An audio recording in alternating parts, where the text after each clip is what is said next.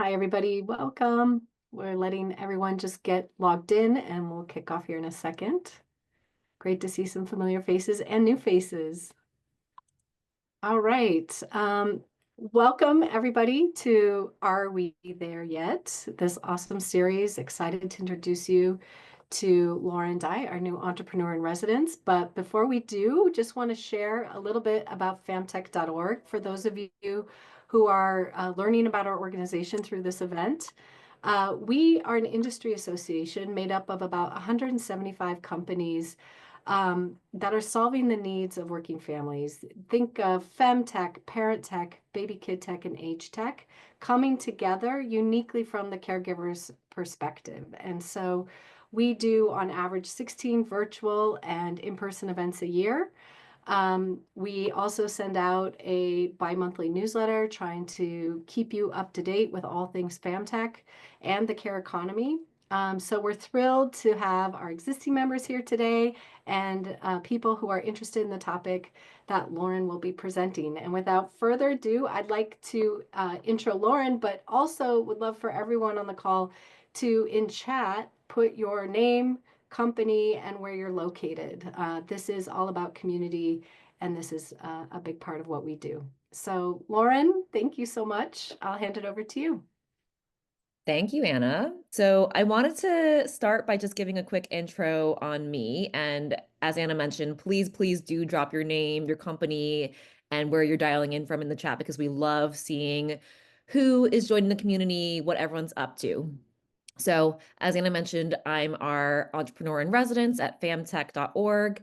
I am also our co-founder at Cocoon. Cocoon has been a long time member of FamTech. In fact, Mahima, my co-founder, and I joined FamTech when it was early days Slack channel back in 2020. So owe a lot to this incredible community in terms of our growth and experience, and especially to Anna.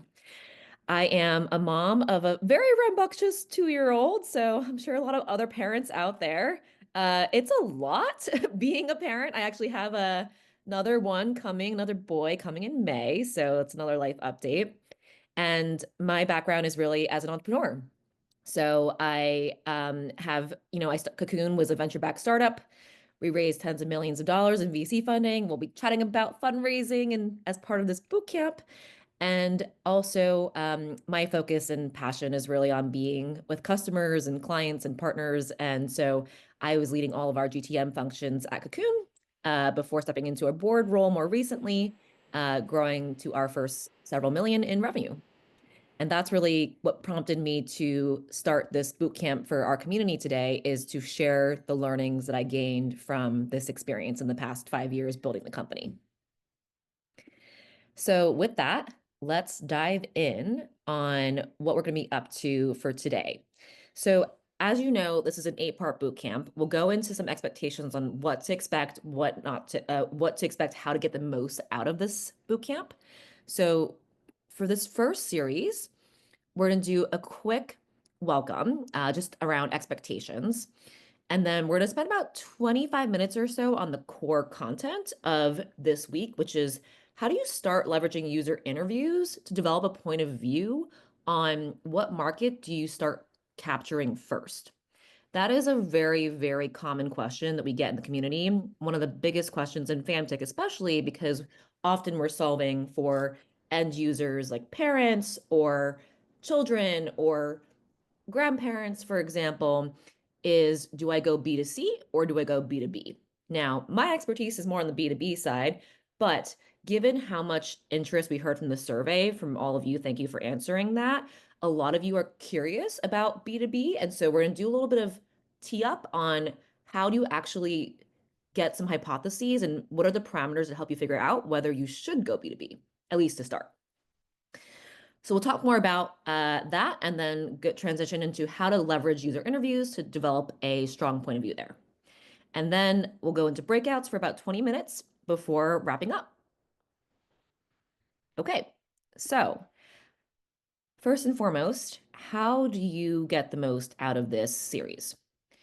This is not meant to be a all or nothing thing. We know that everyone on this line is busy founder, and the whole goal is that you will opt in or out by topic. So just check in on what topics are most useful to you, because for some of you, you may be scaling a B2B company and topics like, for example, scaling your playbook from your first couple 100,000 to your first million, for example, really, really relevant. For some of you, that's not quite so relevant yet, right? So opt in or out. However, we do expect you to be engaged when you opt in, meaning do your best to be and engaged in the chat, be a helpful community member, offer intros, share about your own company and learnings, really just help each other, right? That's what we're here for. Q&A, we are going to have a very short time to actually address Q&A live. However, we want folks to drop Q&A throughout this entire conversation in the chat. And Takia and Anna, Stephanie, if you can just help me kind of monitor the chat, flag to me when questions come in, I'll do my best to answer them as we go as well. And we'll also have 5 minutes dedicated before we go into breakouts on just answering Q&A. And then finally, network, build community. So key in company building, because it takes a village to raise a child and a company. They're surprisingly similar. Okay, next. So this is week 1. We're talking about user interviews and leveraging that to get into sales. So we'll start with the framework, and then we're going to give you a tool for how to execute. All right, I'm going to dive right in because we actually have a lot of content for today, and I tend to blab on for a long time. So let's start with the framework. A lot of you are developing products, as I mentioned, that could be direct to consumer, for instance, in the mental health space, or supporting parents, or supporting the elderly, grandparents, for example. And a big question, lots of questions out there, but big questions could include things like, do I even go B2B, right? Should I be doing B2C or B2B? There's really, really successful examples of each in pretty much every space in the FamTech verticals that we look at. So just looking at mental health as an example, Headspace is a great example of B2C. Spring Health, great example of B2B, right? Similarly, if you're going B2B and you're selling into an employer, for example, do you start with small businesses? Do you go to mid-market? Do you sell into enterprise? You try to go after Starbucks, Johnson & Johnson, Google. Who do you go after first, right? That's a really strategic decision. And again, all of this is because your time is really, really valuable, and you don't want to waste your time going after the wrong market at first. We'll go into what the factors are. So again, a lot of successful examples on many ends. Clio in the parenting space, very successful in mid-market. Maven, much more enterprise, right? So lots of different reasons for why certain companies started in certain places. And then often a question we get is, do I go direct? Do I go through channel? The quick take on this one is selling direct to your customer at first is almost always going to be the right move, because trying to have someone else sell for you is often very challenging before you know how to sell yourself. That's the TLDR, or too long didn't read. Okay, with that, let's go into some factors that I've developed based on my experience as a founder as to why you might have a hypothesis for what market you want to capture first. Who would be your early adopter, as we might say, right? And we'll go into a lot of the lingo here. So framework and lingo. Let's start by forming a hypothesis on the initial market you're going to be going after. And a lot of you may have some inkling of what market you should be going after first, but don't think of it as anything that you need to be sticking to. And what I mean by that is, as an example, when my co-founders and I were first brainstorming about Cocoon, we thought we were going to be a fintech app for parents. And we turned out to be a B2B software for leave management. So very different, right? It evolves a lot over time as you learn more and more about the problem space, you talk to more and more users, and so forth. So think of this as being your early hypotheses. With that preamble, let's talk about some of the factors that might help you have a hypothesis for what your initial market might be. So there's 4 items here that I have kind of developed as part of my experience as a founder, in terms of the framework. The first is what I call a wedge, which is this is that initial kind of aha product feature, for example, that a startup uses to get its foot in the door, right? Because the reality is, as a startup, you're not going to have the most comprehensive thing out there. Uh, so, for example, with Cocoon, we started out with parental leave in 2 states, California and Utah, right? We had zero integrations with things like Workday, ADP, Rippling, etc. It was very much a very, very, very narrow solution. But there's got to be something that your buyer is like, ooh, that's really cool. I want that. No one else has that, right? So I'm gonna figure out what that is. The next piece is founder market fit. So each of you has a very unique backstory, background, who you are, where you come from, what you've done in the past, right? Some of you are doctors. Some of you have been coaches for decades and decades, right? Some of you have done really incredible things that make you an influencer, right? So there's going to be something that is really unique about you that actually is aligned with the problem and the market that you're addressing. And that should really help influence some questions like, do you go B2B, B2C? A good example of this is if I were a celebrity, for example, B2C would be a lot easier because I'd have a massive influencer following, right? We'll chat more about examples like that. Okay, next one is what I call the 10x rule. So a lot of times there are products that can go through an employer or it could go through direct to consumer first, right? We don't really know. But one question that I would really, really encourage you to ask yourself is, does going through an employer, in other words, selling B2B, actually make your offering 10x better or more functional? So an example of this is Cocoon, right? We could, as a software to help parents or caregivers or folks needing medical leave, for instance, we could actually make something for the consumer of navigating your leave, understanding the different laws by states, for example, what do you do? But 10x better if you can involve the employer because the employer actually has the policy, the compliance is dependent on the employer, insurance dollars are often dependent on the employer, and so forth, right? And then finally, there's what I call, is it an existing line item or not? Meaning, does the employer already pay for this? Do they already budget for something that you already do? We'll go into some examples about that. Okay, so all of that should really help you inform your initial go-to-market motion, meaning what is the first motion you use to acquire customers? Are you going to B2B? Are you going to B2C? Now, if you know B2B or B2C, great. Then you're thinking about, okay, who is my early adopter customer, right? Meaning amazing if you want Starbucks, right? But should Starbucks be your first ever customer? We'll talk about what factors make that the case, right? But the short of it is that your early customer really should be someone who is willing to take risk. And they don't need a whole product solution. So using Cocoon as an example again, right? Like we had zero integrations with anything, but our first customers like Carta, Benchling, for example, were willing to use us, right? In exchange for something really, really valuable, right? So like that product wedge. We'll talk about what that was for us. And then finally, based on that, kind of really honing in on a clear, concise description of your current target customer, which will help you then kind of narrow down who do I talk to more, right? And then how do I eventually translate that into sales?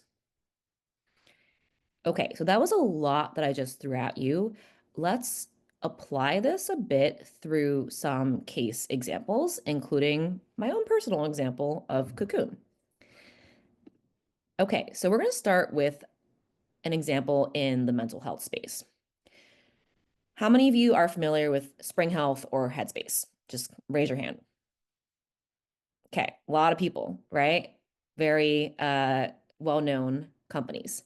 Yes, these are both very successful, like billion-dollar companies.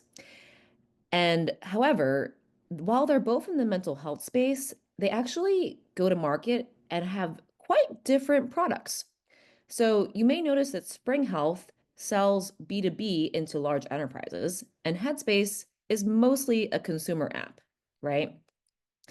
And so when we look at the factors that led to why they chose the initial go-to-market motion, let's say B2B versus B2C to simplify it at first, it actually kind of breaks down to some of these factors that we just talked about, right?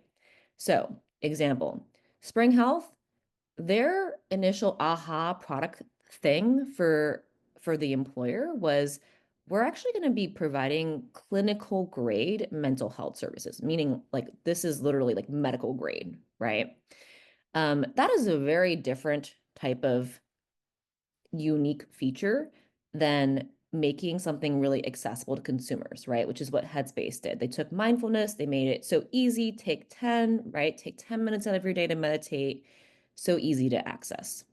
And so that already kind of informs you why one went B2B versus one went B2C, right? Another thing is think about your own background as a founder, right? What do you specialize in? What are you really excellent at, right? So, um, for myself, for example, I was one of the founding members of the Stripe sales team. So for me, B2B sales, actually a huge strong point. Consumer, don't really know that world. Not sure why I started thinking about building a fintech app for parents, but anyway, you kind of get the point. So again, with Spring Health, right? Adam, he did a huge academic research project on data-driven results from mental health treatment. On the other hand, the founder of Headspace, Andy, he was trained as a Buddhist monk. That's pretty cool. That's a big brand story that can be very attractive to consumers, right? So very different backstories. And then let's go to the 10x rule. So again, this is your product 10x better or more functional by going through an employer, B2B?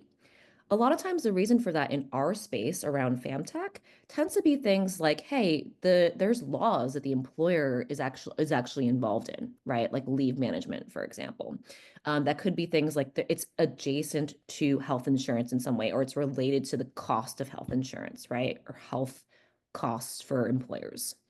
So a good example of this is given that the product Spring Health was providing that was really unique was this clinical grade mental health treatment involving professional therapists, for example, versus let's say self-guided meditation, actually that involves a pretty high cost. So the product is way better if the employer can help with the bill via their health insurance, right?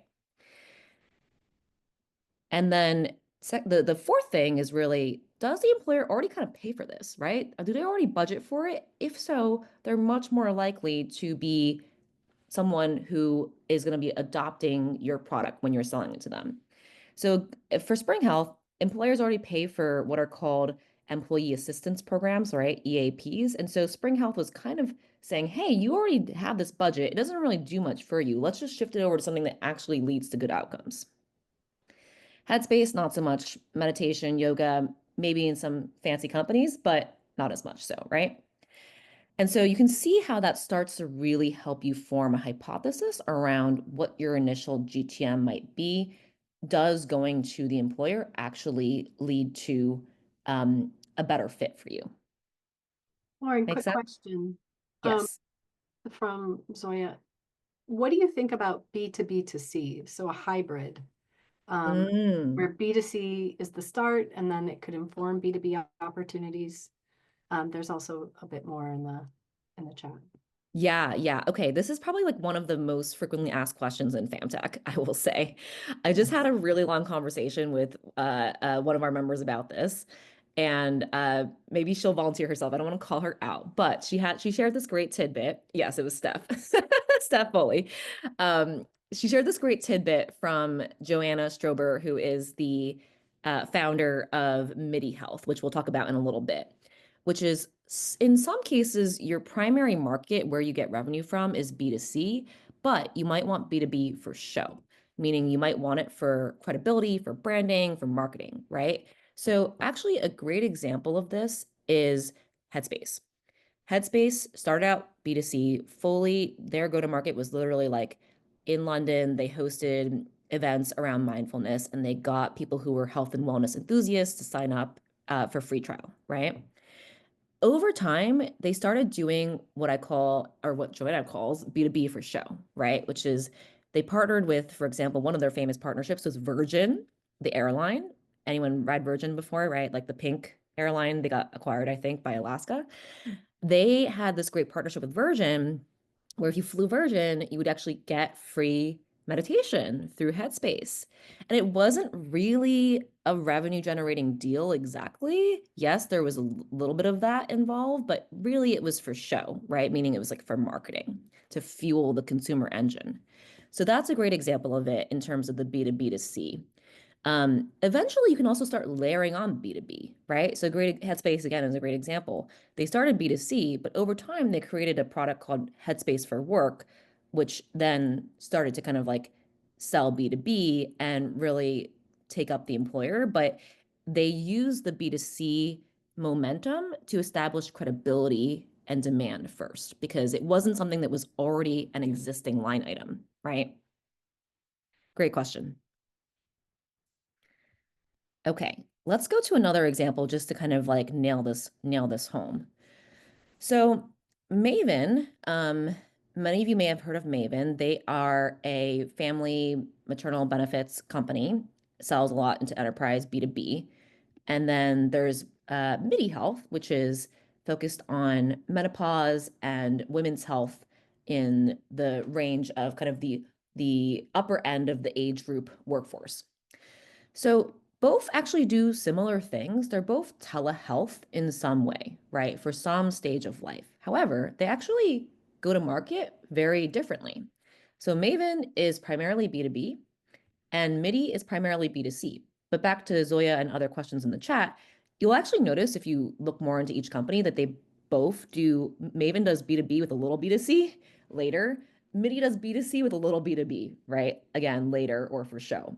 So, but we'll talk about why is it that each of them kind of went the way direction they did initially.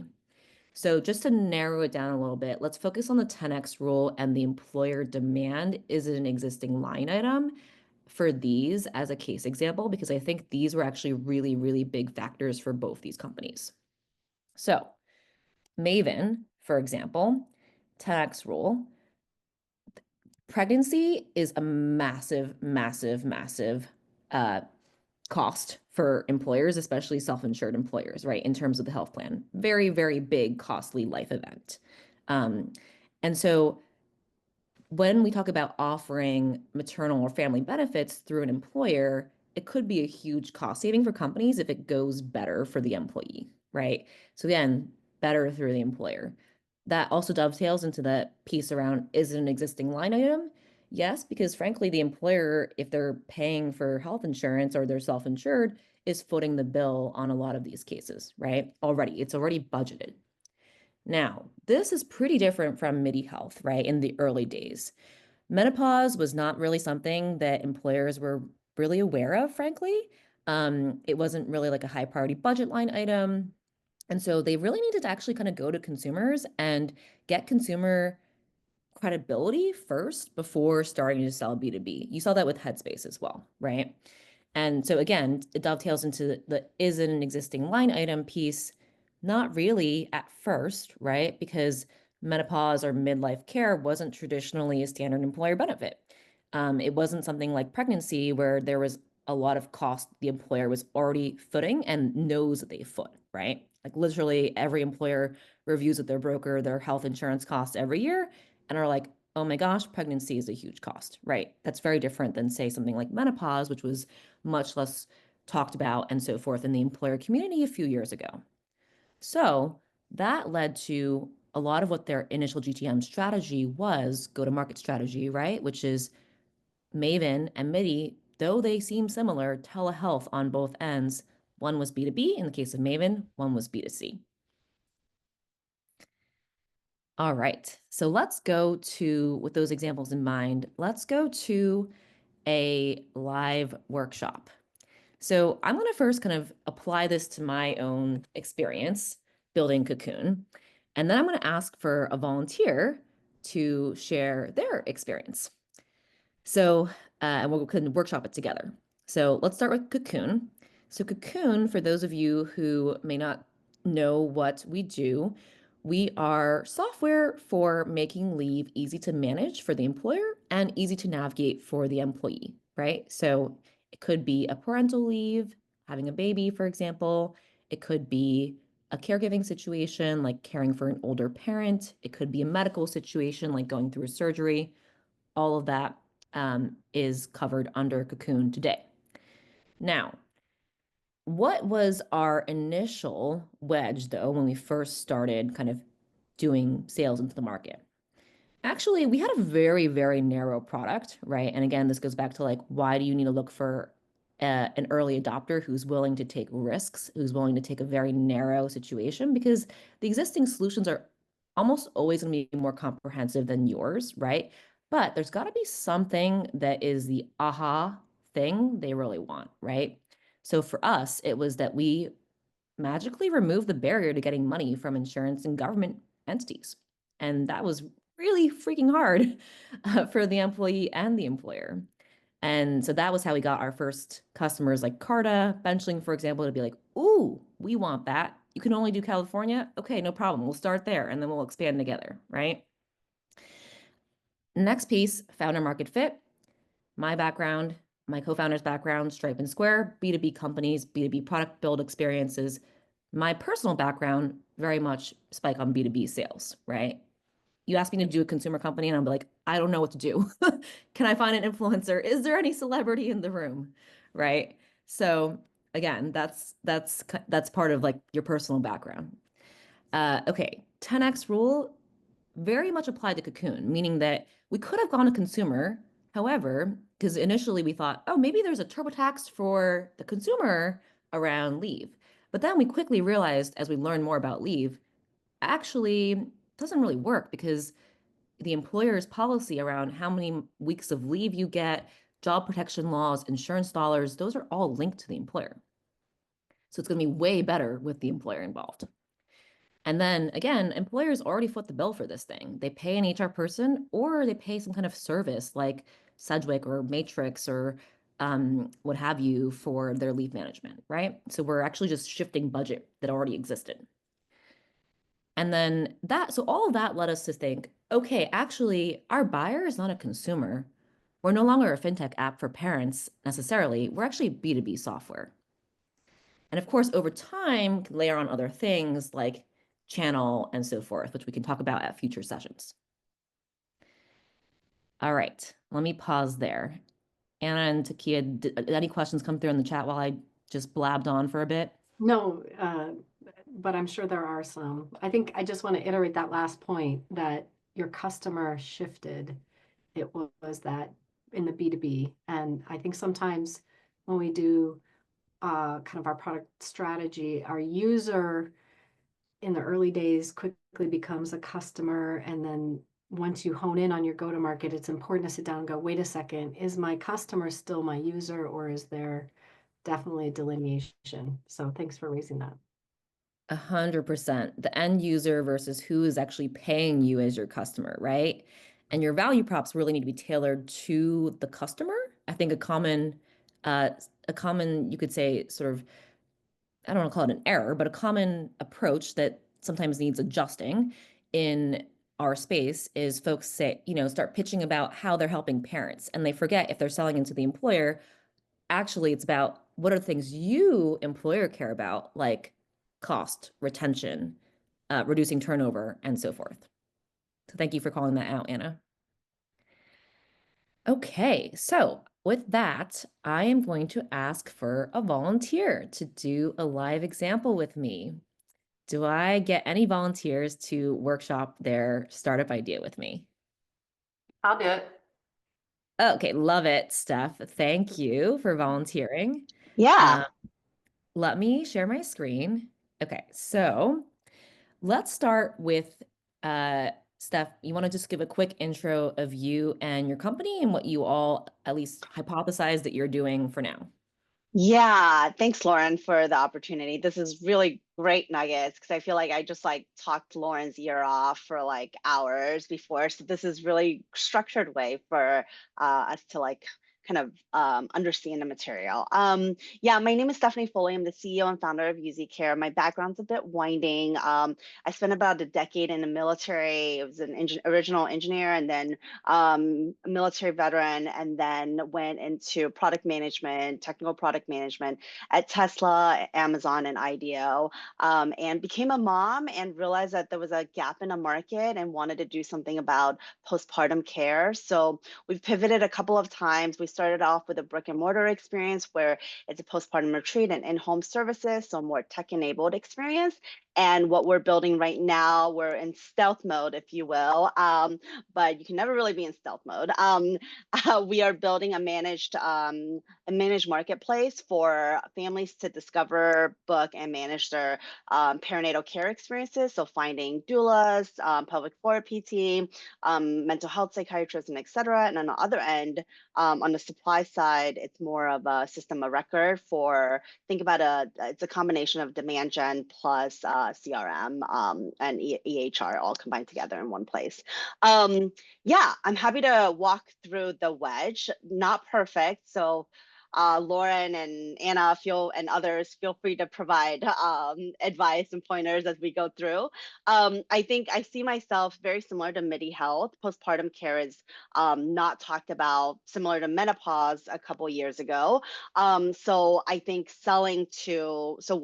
we're hunkered in D2C, like direct to consumer, as well as starting to build out partnerships and sell into areas that we can get a wedge in. So we were actually, our wedges we're selling to military, the VA, because of my background, and so that's kind of our wedge. So we provide a seamless, comprehensive resource management for the VA, and military veterans move a little bit everywhere. Military families move everywhere. So how can we give them essentially a resource for families to access vetted and high quality postpartum care in one single place?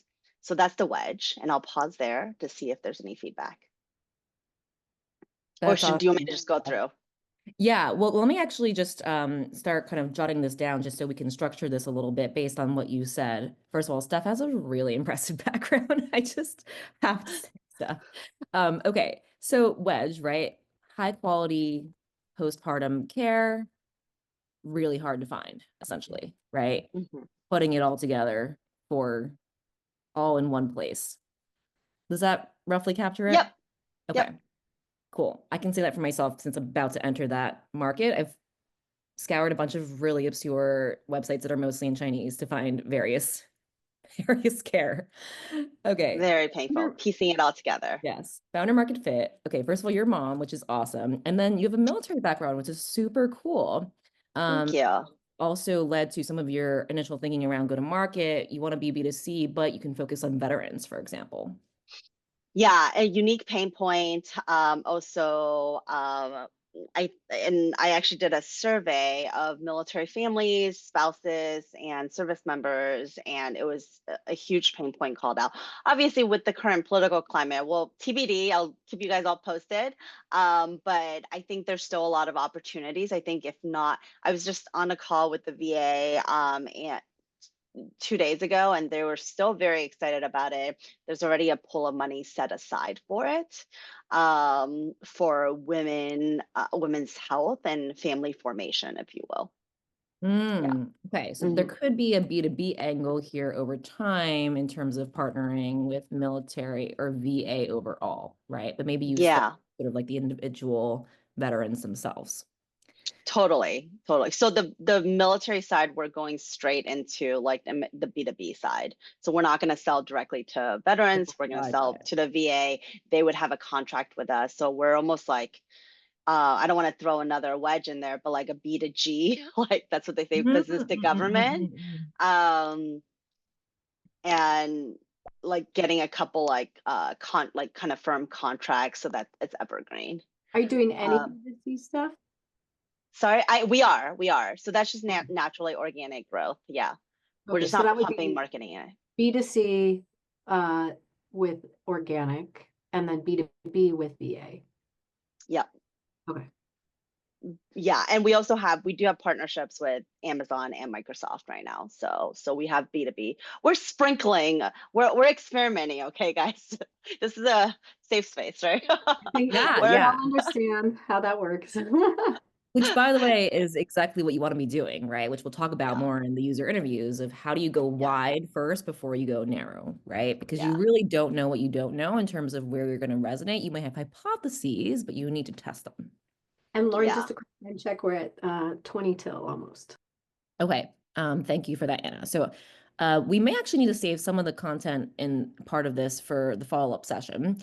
But just to wrap this one up, we are talking about a Steph's company, which is really figuring out kind of where the initial go-to-market is. But the hypothesis is that based on the fact that employers aren't super familiar, similar to MIDI Health, with postpartum care necessarily. They understand kind of pregnancy and so forth, but postpartum is a bit more like menopause, for instance, less known, less of an employer line item at this point.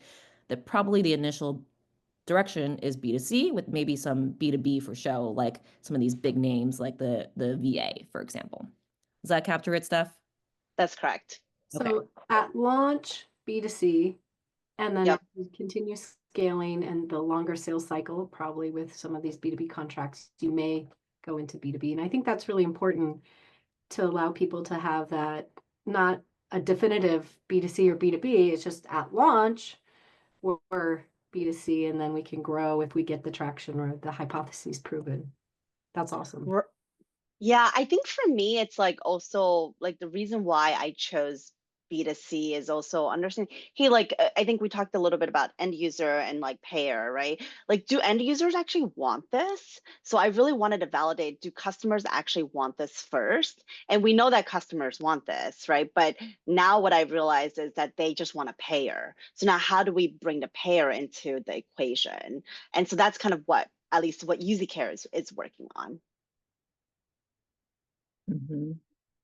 Very nice. Thank you, Steph, for volunteering and sharing your live example. Always hard to do a live demo and live share, right? So thank you for being brave and doing that for us. Of All course. right. Thank you, guys. Okay, good stuff. So, um, I just want to do a really quick time check, which is we've got about 20 minutes left. I actually have a ton that I want for us to go through on the tool, which is how do you actually leverage user interviews to develop a point of view on your hypotheses, right? Questions like, what should your product wedge be, right? Is it, I'll just use Cocoon as an example, right? Is it going to be really easy to figure out how many weeks you get, what job protection you have? Is it something else, like making it easy to navigate insurance, for example?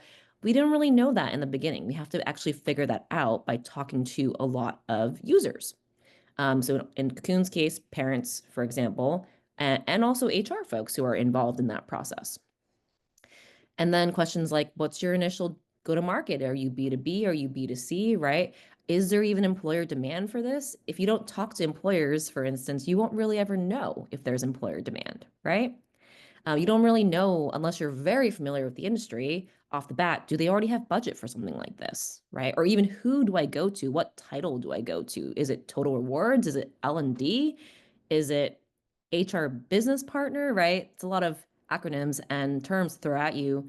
We'll go through some of those terms down the road so that you all know what these titles even mean. But there's a lot of discovery that needs to happen up front, right? And then who is your early adopter? Who, ideal customer profile, right? Should you even be thinking about Starbucks right now? Maybe not. Maybe you should be thinking about, let's say Cocoon's case, right? Like an early venture-backed tech company who has a lot of parents, as an example, who might be someone who is tech forward and wants to use technology to solve a problem that's traditionally been solved by people. Now, all of this involves using user interviews to develop a strong point of view. Given that we are a bit low on time, what I'm actually going to suggest is that we save this section, which really is going to be about tips for how to conduct really effective user interviews in order to develop strong points of view on these hypotheses for the next session. So let me actually fast forward with that, but just to give people kind of a quick preview of what we'll talk about next time, at least to start, is we'll talk really about Cocoon's journey from becoming hypothesizing we're going to be a financial app for parents to becoming B2B software for leave, right? And how did we even use user interviews to figure that out? So the quick sneak peek is that we interviewed 133 people. It's a lot of interviews. We talked to 49 parents and 84 HR leaders. It's a lot of people. And so we'll talk more about how to go about that. What are some of these tools, what I call tools in your toolkit, to make that really effective and actually get honed in on your hypotheses to these big questions like, what is even the narrow problem I'm solving? How do I decide B2B or B2C? Who is my target audience, right? Is it enterprise? Is it mid-market? Is it SMB, for instance? So the thing I'll just leave you all with before we transition into a quick breakout is that learning velocity is really key in startups, meaning that as a startup founder, you should be aiming to have at least 2 to 3 interviews per day to make sure that you're learning a ton about your market, your user, your problem all the time. If you're doing less than that, you're not doing enough. Okay, so with that call to action, we'll save the rest, kind of the tips and everything for the next session on transitioning, on kind of how do you kind of like leverage user interviews, get that into sales. In the meantime, I'm just going to quickly fast forward, get a little sneak peek in the meantime to Q&A on this initial session. Now, I know we talked about a lot of the Q&A up front, but Anna and Takia, was there any other Q&A that came through in the chat? Nope. If you have a question in this period, just put the Zoom hand up and come on video. Maybe this is the time for the poll where we say, how many of you feel you're doing the right size of customer interviews? Raise your hand. One of those unnecessary. Lauren, I feel like I'll ask you a lot of questions given the opportunity, but since no one else is taking the space, I'll ask the question. Like, what do you go into these user interviews with hypotheses? As you said, like velocity is a big thing, right? Like, how do you and I assume that it's not just you doing the interviews, it's you and your co-founders. How do you guys kind of update your hypotheses as you go through these conversations? And how do you know who to talk to in terms of like the HR leaders? Yeah. Okay. There might be 3 questions there, but let's kind of unpack that a little bit, and then we'll go to Mitul because I see his hand up as well. Thank you for that question, Steph. So, okay, first of all, absolutely do your interviews with your co-founders. You need to do them together because you have to make decisions together. And if you don't have the same context, you will not make the same decisions. It'll be way harder. Okay. Next part of it is around hypotheses, right? So hypotheses, absolutely, you should be developing a user interview guide, right? With what your hypotheses are up front, and your guide, your standard questions that you ask in a user interview should be addressing those hypotheses. So we'll go into way more about how we did that at Cocoon and so forth at our follow-up session, but absolutely. Did I miss your last part of the question, Steph? Yeah, it was just how do you know like in HR who to talk to? There's the HR Right? Who to VP, talk there's to. HR, Mhm. benefits, and yeah. Yes. Okay. So again, this goes back to user interviews. At first, you probably don't know. You may have a hypothesis, right? So the short answer is we will kind of go through the HR map together at a follow-up session when we talk about kind of starting to do sales, right? But the short answer is just get into anyone in HR you can, and they will give you the lay of the land, right? And tell you you should be talking to a head of benefits. You should be talking to learning and development, for example. It's also going to differ by company size. Okay, that was a very short lightning round, but And let's go to Lauren, meet skill real quick. Oh, go ahead, Paulette Anna. in the chat asked how you got to the 84. I'm assuming that'll be part of the next session, kind of the tips Yes, and tricks in user interviews. So sorry exactly. to not be able to answer that fully, Paulette, but hopefully you'll be able to come to the next one. Yes, yes. Please do come to the next one. And sorry we're running low on time. I realized that the amount of discussion and content in this first session just already merited a whole session on its own. So we'll definitely come back to that. Let's quickly go to Mitul, and then Jake, if you don't mind, just for time, do you mind dropping your question in the chat? Perfect. Thank you. Okay, Mitul, go ahead. Yeah, thanks, Lauren. This has been great so far. So we're B2B2C, and so question on the consumer user interview side. We're thinking of putting together a sort of a user kind of advisory board of, 5 to 6 people that we go to on a weekly basis to, or bi-weekly to review our app and give feedback on sort of how we might refine our features. So, the pros of that is that it's a standing group that we just know will always be there. We may even compensate them. But obviously the con is we're not like sort of representing the full diversity of our user base. So like any thoughts on that approach? Yeah.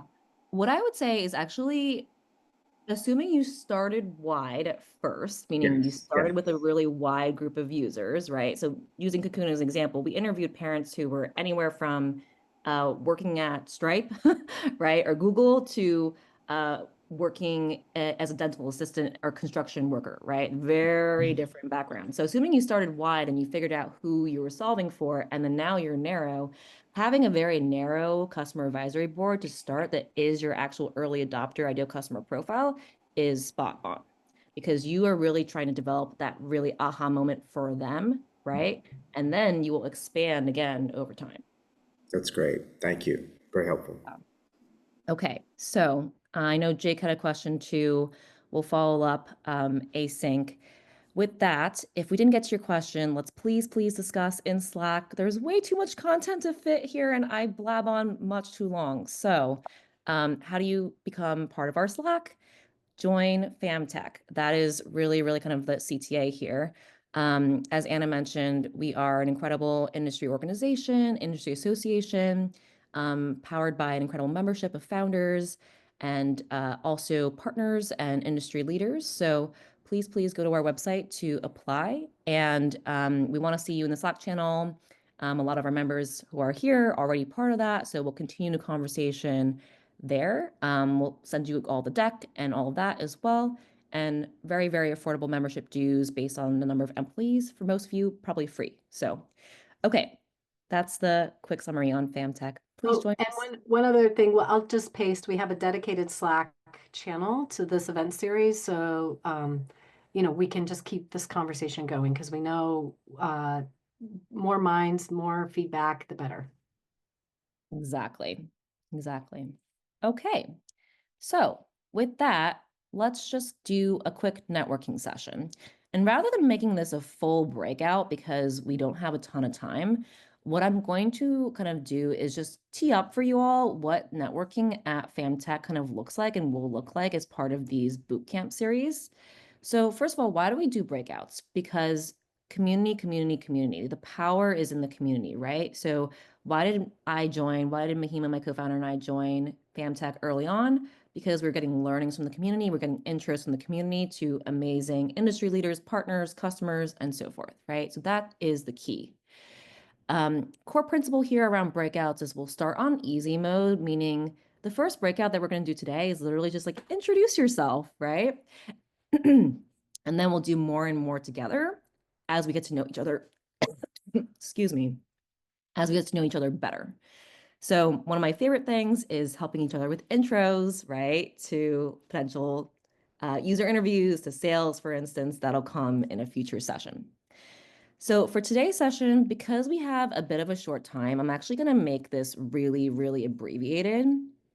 And thanks for bearing with here as we're kind of adjusting on the go based on how much time it takes to really kind of flesh out some of these topics a bit more. But the short of it is we're going to just share your intro yourself, your name and your company, and one sentence on what your company does in your group. And we'll start there. We won't actually go into sharing your ICP at this stage because we don't have enough time, but we'll start there and we'll go to, let's actually go to right now it's 52. Let's do a quick 5-minute lightning intro session. And then Takia, if you don't mind bringing us back at this 3 minutes before the wrap of the hour, we'll come back as a group and just kind of synthesize some of the takeaways there. All right, welcome back, everyone. I know that was a really short breakout. You probably want to spend way more time with your breakout group because getting to know other founders and industry leaders is definitely one of the best parts of FamTech. But with that, let's just quickly wrap up week 1 together. So This was going to be about user interviews to sales, but we spent so much time on hypotheses, which I think was time well spent, that we'll spend a lot more time on the tool of user interviews next at our next session. So just as a reminder, next week we're not meeting because we have a lot of folks are going to be at Transform. Definitely go see Anna there if you are going to be there. But we are going to be meeting the following week. And so looking forward to folks continuing conversation on user interviews, in particular, sharing some really great tools and tips at that session. Okay, so I would like to call on one volunteer or two volunteers to share what's one takeaway that you gained from today. Michelle. I loved that you named that our go-to-market product is narrow, and you're okay with that. That was reassuring for me. Yes, yes, great one. A lot of people think their product needs to be super comprehensive. It's actually the exact opposite when you first start. Crystal? Yeah, I feel like this is part gratitude and part curiosity. I loved that you kind of validated that in the beginning, it's all about learning and the speed of learning is important. And it's okay to kind of pivot in terms of who your buyer is and just understand them and then understand the consumer. I think the curiosity comes in some follow-up conversations of, how long does it typically take to go through that learning and what's a healthy boundary to give yourself before you cap, that learning to be able to make a pivot and quick decisions. I love that, Crystal. It's all about velocity of learning. That's totally it. Okay, awesome. With that inspiring takeaway, oh, go ahead, Anna. One clarification. Sorry, Lauren. We are meeting next week, the 12th. I think we got ahead of ourselves. The Transforms the following. Apologize. Okay, sorry. We are meeting next week. The 12th from 3 Transform. Eastern, 12 to Yes. Pacific, and then the week of the 17th, we'll take a break for Transform. Yes, that's right. Okay, thank you for correcting me on that front. So with that, see everyone next week. And hope to see you in Slack. Great to see everyone. Take care. Take care, everyone.